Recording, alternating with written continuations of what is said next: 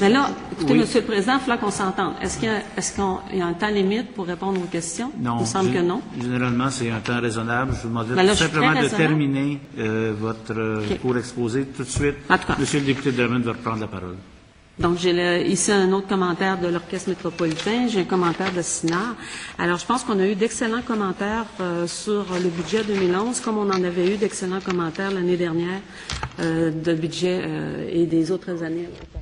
C'est des textes écrits par d'autres qui nous sont lus ou des articles de journaux.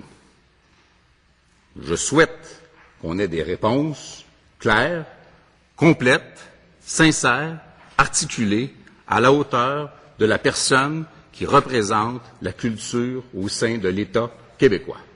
Je pense que si eux sont dans un mode, du côté de l'opposition officielle, dans un mode déclenché des incendies et la chicane à tous les jours, nous ne sommes pas sur ce mode. Les principaux partis à l'Assemblée nationale, avec des variations, souhaitent un rapatriement, dans notre cas total, dans votre cas, si je comprends bien, dans leur cas, si je comprends bien, significatif des pouvoirs et des budgets en culture et en communication.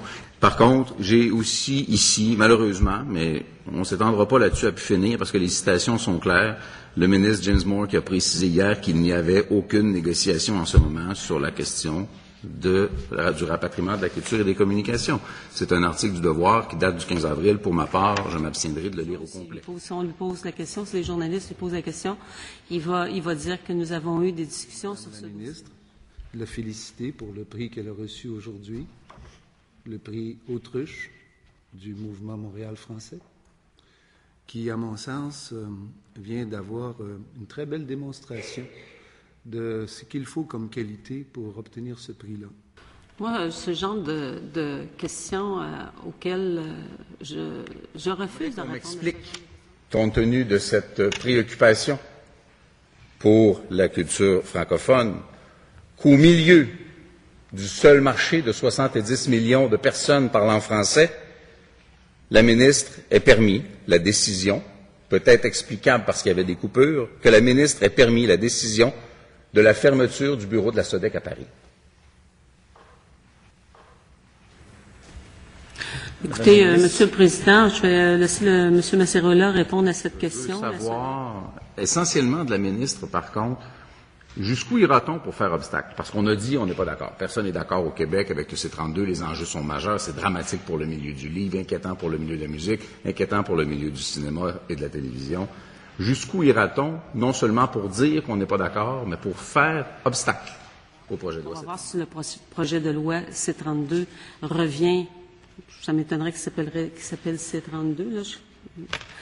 Si ma mémoire est bonne, il devrait porter un autre nom parce que il me semble que quand il y a un nouveau gouvernement, les projets de loi qui reviennent portent un autre numéro, mais enfin, peut-être que je me trompe. Mais Dit rien. La ministre fait le minimum.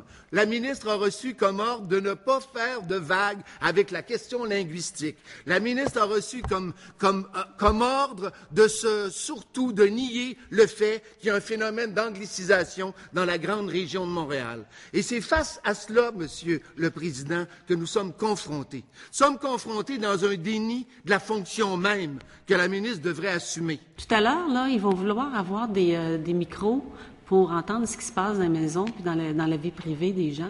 C'est ça avec quoi j'ai beaucoup de difficultés, Monsieur le Président. À mon corps défendant, j'aurais voulu qu'il en aille autrement, mais je ne peux pas passer sous silence certains éléments franchement désolants dont on a été témoin. Je comprends très bien, et c'est même pas une boutade, j'en suis convaincu, qu'il y a une directive des experts en communication qui suggère à tous les gens qui parlent au nom du Parti libéral de mettre le mot radical dans toutes les phrases. C'est même pas une boutade, on le sait, là, c'est vrai. Il y a une directive, dites ça, vous allez voir, ça va passer dans les médias.